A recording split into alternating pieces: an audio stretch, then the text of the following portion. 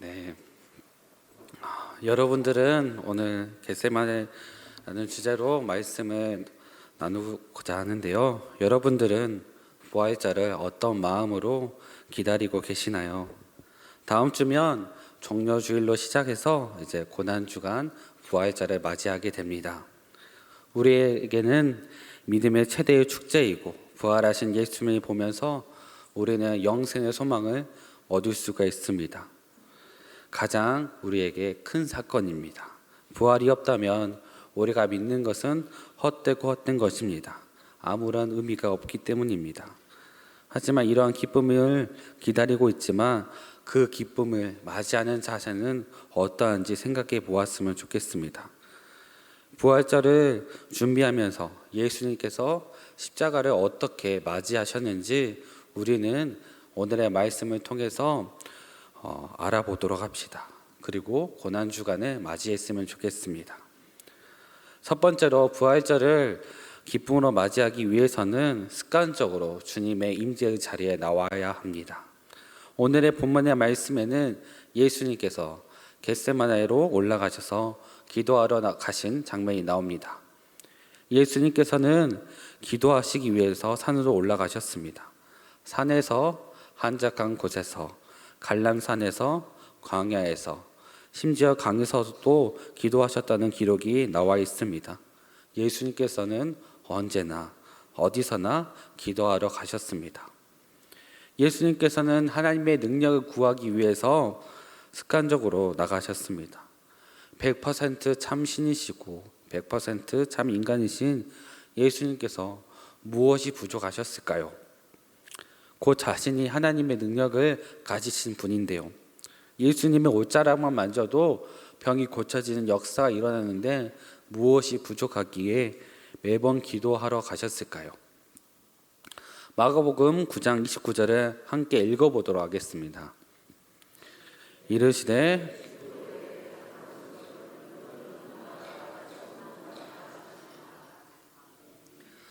예수님께서는 그렇게 기도하신 이유는 하나님 일에는 기도 외에 다른 방법이 없기 때문입니다. 새벽에 나와서 한밤중에 나와서 기도의 시간에 모여서 기도하는 이유는 하나님의 일을 하기 위해서입니다. 온전한 하나님의 능력을 감당하기 위해서 공생의 사역을 감당하기 위해서 기도하셨습니다. 예수님께서 또 이렇게 습관을 쫓아서 기도하러 오시는 와중에 우리는 어떻게 하고 있을까요? 여러분, 우리는 습관을 쫓아서 주일 예배만 나오고 있지 않습니까? 습관적으로 예배만 나와서 안심하고 있지 않습니까? 물론 예배당에 나와서 예배만 드려도 좋습니다. 하나님께서는 그 영혼조차도 사랑하십니다. 하지만 우리의 신앙이 언제까지 어린아이의 신앙에만 머물러 있을까요? 우리는 어린아이의 상태로 만족해서는 안 됩니다. 주일 오후 예배까지 나오시는 성도님들 마음 가운데 이러한 찔림이 있어서 믿음의 도전을 하시기 바랍니다. 새벽에 나와서 기도하며 하나님의 은혜를 받기를 사모하시기를 바랍니다. 나의 시간을 들여서 어디서든지 무엇을 하든지 기도를 사수하며 나아가야 합니다. 이번에 열리는 고난주간 새벽 기도회를 통해서 은혜를 사모하면서 나왔으면 좋겠습니다. 사모하는 마음을 가지고 예수님께서 걸어가신 십자가의 길을 묵상합시다. 받은 은혜를 사모합시다. 그리고 고난주간 기도회를 통해서 습관을 들입시다. 이 새벽을 깨우면서 나의 잠들어 있는 영혼을 깨우고 영적인 능력으로 가득 채우며 그리스도의 사명으로 능히 감당해서 세상이 감당하지 못할 사람이 됩시다. 그러한 모든 성도 여러분들이 되시기를 이 시간 바라겠습니다. 우리는 부활절을 준비하는 자세로 하나님의 뜻을 구하는 사람이 되어야 합니다. 예수님께서는 제자들과 함께 갈람산에 오르셨습니다. 겟세마네라는 작은 동산에서 제자들과 함께 기도를 하셨습니다. 예수님께서는 이제까지는 혼자 가셨지만 제자들과 이번에는 함께 가셨습니다. 그 이유는 제자들에게 기도하는 것을 보여주시고 같이 사명을 위해서 기도하기 위해서였습니다. 제자들은 이때는 혼란스러웠을 것입니다. 지금까지 예수님의 위대한 능력만 보고 뒷공무니만 따라가면 됐었는데 이제 예수님께서는 인자가 팔려 죽음을 당할 것이라는 예언을 하셨습니다. 그래서 제자들은 매우 혼란스러운 상태였습니다. 예수님께서는 이러한 제자들의 상태를 아셨지만 그래도 데리고 가셨습니다. 십자가의 죽음을 예수님도 피하고 싶었던 고난의 자리이기 때문에 함께 기도하여야 했기 때문입니다. 예수님께서 이렇게 두려워하는 이유는 하나님 아버지와 완전히 끊어지고 완전히 버림을 받기 때문입니다. 하나님의 진노와 저주를 받아 버림받고 완전히 단절되는 것에 대한 끔찍한 고통을 알고 계셨기 때문입니다. 그래서 예수님께서는 십자가를 감당하고자 해서 두렵고 떨리는 마음으로 제자들에게 기도 부탁을 하였습니다. 그래서 예수님께서는 세 제자에게 베드로, 야고보, 요한에게 내가 마음이 심히 고민하여 죽게 되었다고 고백을 했습니다. 하나님의 능력으로 죽은 자도 살리셨던 예수님께서 자신의 죽음 앞에서 심히 고민하시고 계셨습니다. 얼마나 인간적인 모습이십니까? 예수님께서는 이러한 인간적인 고통까지도 가지고 십자가를 지셨습니다. 그래서 두렵고 떨리는 마음으로 기도를 시작하셨습니다.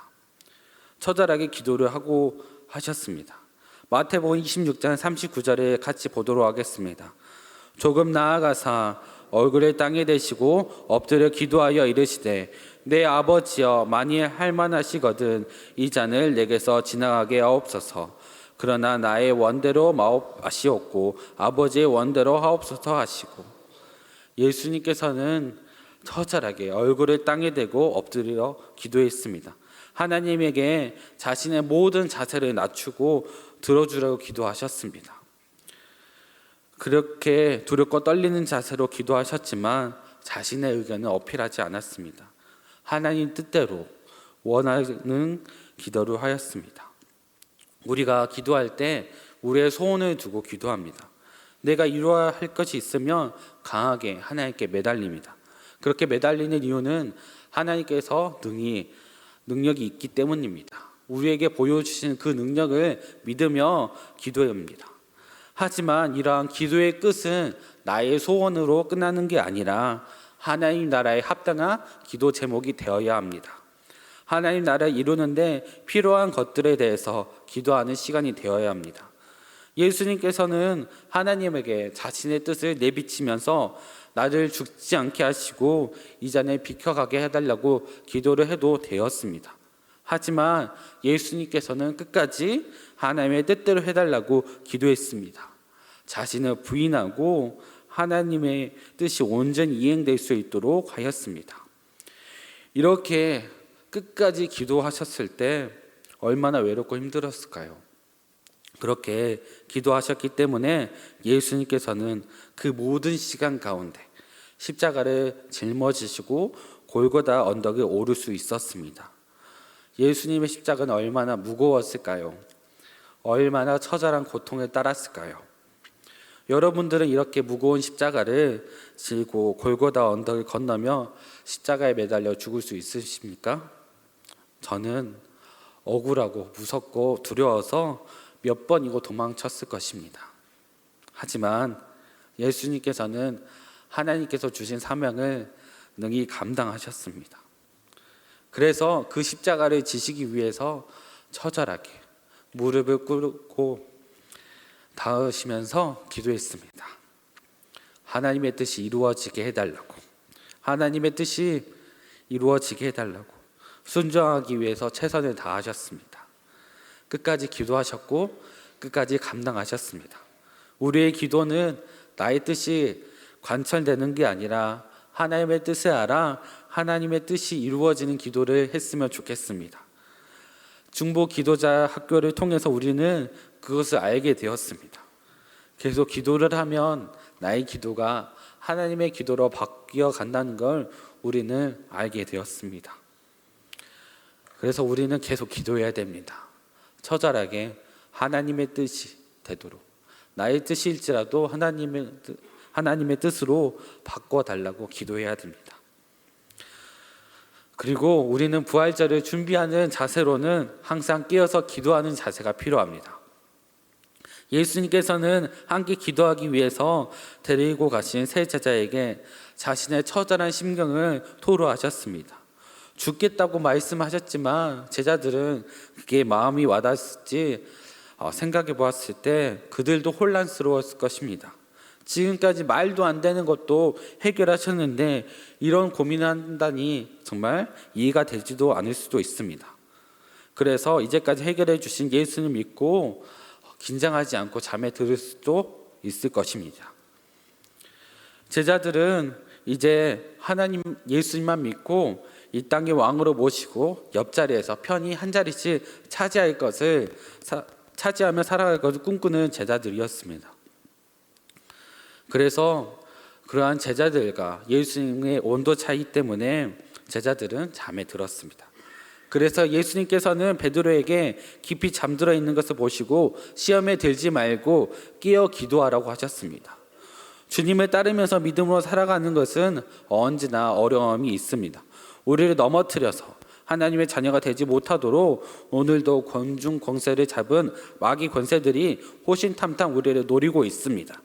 우리 안에서 유혹을 물리치고 이겨내야 합니다. 그래서 예수님께서는 제자들을 몇 번이고 깨우셨습니다. 깨우시고 다시 올라가셔서 기도를 하시고 또 깨우러 오시고 다시 올라가시고, 그래도 변하지 않는 모습을 보면서 예수님은 마음속에 실망하실 수도 있습니다. 반면에 이제 배신자 가룟 유다가 사람들을 이끌고 예수님에게 다가오고 있었습니다. 예수님께서는 이제 가룟 유다가 오기까지 최선을 다해서 기도했습니다. 홀로 그 싸움을 버텨내셨습니다. 앞에서 말했듯이 우리가 하나님의 뜻을 구하는 자, 하나님의 뜻을 알아가는 자가 되기 위해서는 아무리 피곤해도 끝까지 깨어서 간절히 기도하는 사람이 되어야 합니다. 사람의 지혜로는, 사람의 능력으로는 하나님의 온전한 뜻을 이루기가 어렵습니다. 그래서 끝까지 영적인 전투를 해가며 하나님의 뜻을 분별해 가야 됩니다. 싸워서 이겨야 합니다. 그래야 주님의 온전한 뜻에 동참할 수 있습니다. 마지막으로 우리는 부활절을 준비하는 자세로 그럼에도 함께 가는 자세가 필요합니다. 예수님께서는 마지막으로 예수님의 제자들에게 이제 함께 가자라고 하셨습니다. 이는 다른 사람들의 힘에 이끌리는 모습을 말하고 있습니다. 마태복음 10장 18절과 마태복음 21장 7절 말씀을 함께 읽어보도록 하겠습니다. 또 너희가 나로 말미암아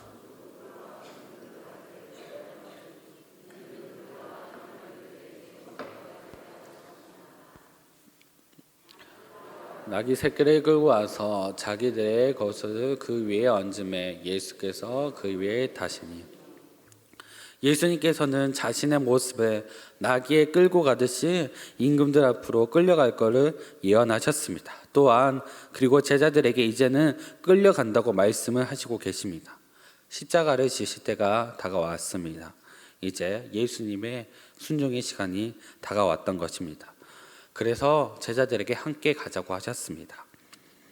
예수님께서는 제자들이 이제 고난 가운데 뿔뿔이 흩어지고 자신을 버릴 거 아시면서도 함께 가자고 하셨습니다. 예수님의 끝을 같이 목도하기를 바라셨습니다. 예수님을 배신하고 돌아섰지만 십자가 사건 이후로 제자들은 변하기 시작했습니다. 예수님의 마지막을 보고 그리고 부활하신 사건을 통해서 진정 소망이신 예수님을 발견했기 때문입니다. 이제까지 정치적인 예수, 군사적인 예수, 로마의 군사를 무너뜨린 왕이 아닌 정말로 이 땅의 죄인들을 구원하신 진정한 구세주임을 제자들은 깨달았습니다. 그래서 부활하신 예수님을 믿으며 우리도 부활할 소망을 가지게 된다는 것을 제자들이 알게 되었습니다. 제자들의 예수님께서 끝까지 끌고 가지 않았다면 제자들의 운명은 예수님의 제자로서 사명을 끝까지 감당하지 않았을 것입니다. 그렇지만 예수님께서는 이 모든 것을 제자들 끝까지 포기하지 않으시고 나약한 제자들 끌고 가셨습니다. 나약해도 괜찮습니다. 우리가 다가오는 고난 주간 가운데 기도하기도 실패하고 유혹에 넘어져서 힘들어할 때 예수님께서는 그럼에도 불구하고 같이 가자고 하십니다. 우리가 못할 수 있는 것도 알고 계십니다. 시험에 넘어질 것도 알고 계십니다.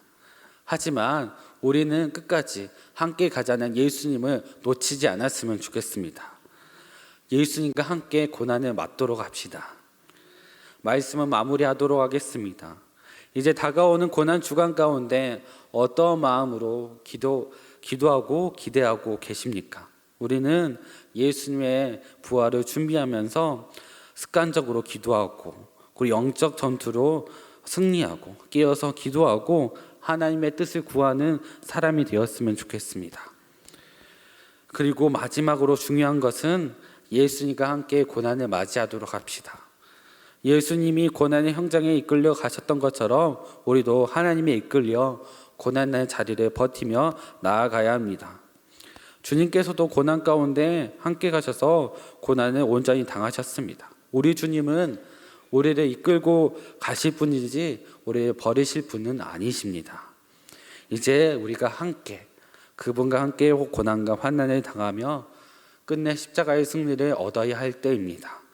십자가의 승리로 하나님의 자녀가 되어서 이 땅을 책임지고 회복한 하나님의 백성이 되는 대강교회 모든 성도님들이 되시기를 바라겠습니다.